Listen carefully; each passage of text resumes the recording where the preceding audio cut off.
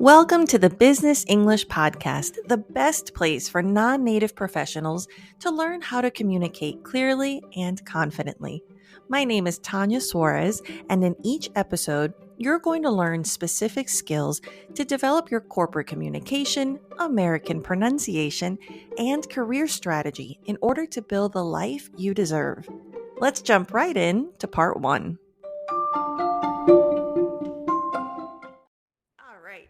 So today we're going to talk about 5 business takeaways from this book that I thought would be really important for you. And as non-native speakers, I would recommend any part that you like, whether it's a chapter in the book or if you want my notes, you can get the link later. Read it out loud because a lot of times you can think about these concepts, but you might have a hard time in a meeting or during a pitch articulating them and saying them out loud. So reading my notes or reading the book out loud will really help you hear yourself use these words in like the right context and the right grammatical structure. Because as non-native speakers in the corporate world, I want you to feel empowered and understand how to articulate your vision and your goals. And this is exactly what this book was about. So Simon Sinek does a great job at focusing on the vision part, which, and I like that he highlighted, there are other ways to run a business. You can definitely have more like promotions and sales and discounts, but the type of consumer that attracts might be great for your business, but I think if you're reading this book, it's because it's not quite working for you. And so starting with why is to inspire a consumer base that is loyal, that believes in what you believe in. And so going through this process and identifying your why will help people be attracted to the right part of your message, of your beliefs. And the benefits are really cool. So some things I never thought about that are highlighted in the book are that it allows you flexibility.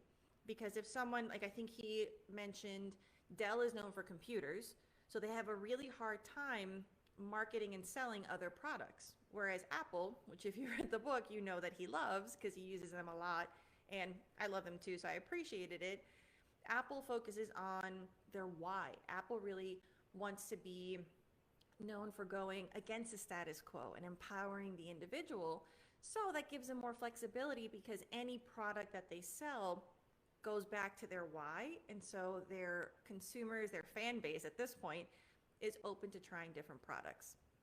Okay, so one of the first examples that really stood out to me, again, Apple, was when Apple released their iPod.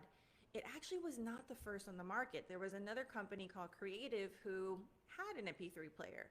But the difference is they marketed their MP3 player as a 5 gigabyte MP3 player. The what? Apple came in, however, like a year or two later with a product that was not as good at the time, from my understanding, and marketed as 1,000 songs in your pocket. And obviously they did a lot better because starting with why, that they want to empower the individual, and by being able to use that to focus their marketing appropriately, what they provide with this is an experience. Apple is freedom. You can listen to this music, create your own experience on the go. So this is where it really impacts your language.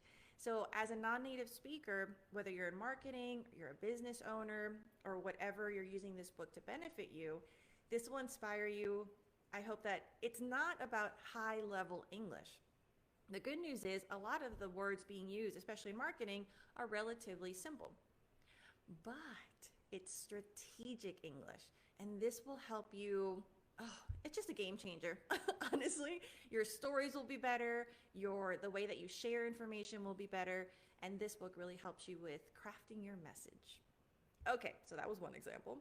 Another example, which I don't remember if he said this in the book or if it was from his TED Talk, so I'll link to his TED Talk below as well.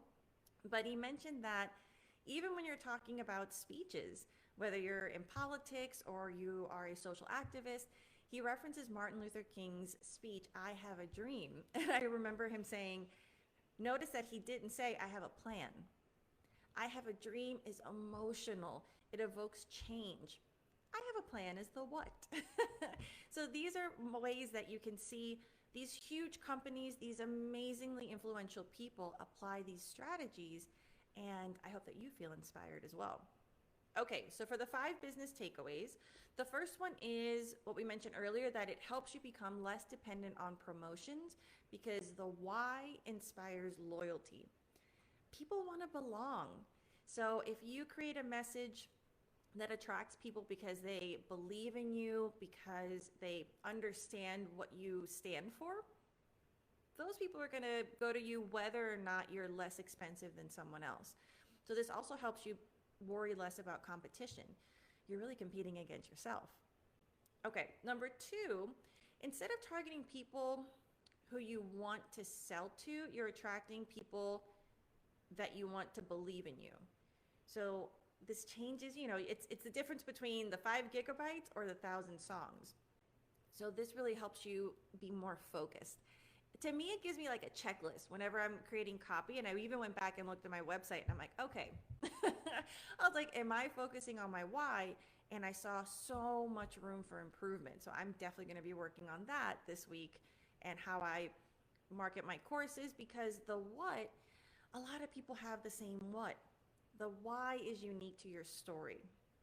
All right, number 3, speaking about competition, is focusing on the what means you're competing against all the other whats. Focusing on the why allows you to really internalize or look deep into yourself of, okay, what about my story, what about my message will resonate, and nobody can copy that. I mean, I guess they could technically, but it's really hard to copy in a non-obvious way. So this will help you stand out from the rest. All right, and then here, for example, Simon Sinek goes back to Apple in that they market a feeling, a goal, empowerment. And so, I mean, Apple fans, everything I own is Apple because I trust in their message and their belief. Whether you think that's genuine or not, everybody has their opinions, but my point is it does inspire a loyal fan base. So I buy everything because I trust the company. And notice the word trust. I'm not saying I understand the technology or I understand the, software that they use and who's building it. Trust. That's such an emotional word, but it's led to thousands of dollars that I spend on them. So this is something you can apply as well. All right, number 4. This one is really cool. This was from later in the book. So you can apply this strategy to the hiring process. So not only to your marketing and your website copy, if you own a business or you're part of a business or maybe you're in HR, understanding the company's why will help you create job descriptions that are more powerful, that attract the right people. So the why helps you get people who are excited to move your company forward. The what gets you people who know they can do the logistics of the job. There's nothing wrong with that.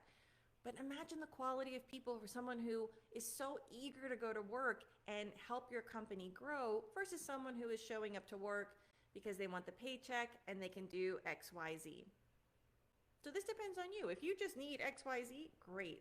But if you're looking to have not higher quality, but a different kind of employee, then this is something you can definitely go through your job descriptions before you post them, or even if you've already posted them, and put yourself in their shoes. Is that person going to be excited about your job description? What words can you add? How can you craft your message so that you are attracting the right people for your company? All right, and number 5, you need both a why and a how person. And this is pretty cool because it really makes you think about your strengths and it doesn't make you feel like you have a weakness. So not everybody's a why person. You can definitely go through the golden circle process that he outlines in the book, and that'll help you. But if you're in a leadership position and you think, oh, I am such a why person. Like for me, that's how I feel. It's all about the future and the vision. But you also need either to develop your how person skill, or you need to find a how person to partner with or to have as a part of your team. The how person, in my interpretation, is the present-minded person who understands the logistical things that need to get done to execute the vision that the why person has.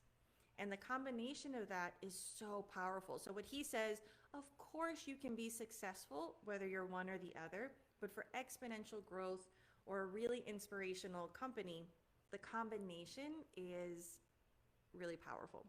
And again, it could be about having two separate people or you understanding your strength and your weakness or your lesser strength and working on growing the one that you need.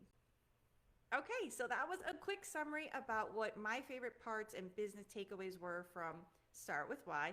Of course, there were a lot more examples that if this is resonating with you or if you want to go into depth on how to go through the process of start with why and then the how and then the what, I highly recommend reading the book. And I'll leave you with one of my favorite quotes from the book, and that is that those who lead inspire us. So that's not necessarily the leaders. The leaders have power and authority, but people who lead inspire and motivate. So no matter what your position is or whether you're reading this book for your current business or a future business or opportunity, it's really going to help you. And as a non-native speaker, it'll inspire you by giving you the language of inspiration. A lot of that, being able to be charismatic, to be enigmatic, to be energetic in a different language can be challenging. It really can. So by reading this type of book and reading them out loud, remember, you got to connect what's in here to your mouth, will help you be able to handle situations or take advantage of opportunities where you can share your enthusiasm. And then who knows, it might connect you to job opportunities or whatever the world has in store for you. A great way to get more English speaking practice is to start your own podcast. Spotify for Podcasters makes it so easy to record, edit, and distribute your podcast right from your phone or computer. So, no matter what your setup is like, or how much experience you have or don't have, you can start creating today. Not only is it simple, it's totally free. I decided to start my podcast with Spotify, and it's helped me reach hundreds of thousands of people. So download the Spotify for Podcasters app or go to spotify.com/podcasters to get started. For more business English resources like articles, videos, courses, and one-to-one coaching with me, head over to TanyaSuarez.com.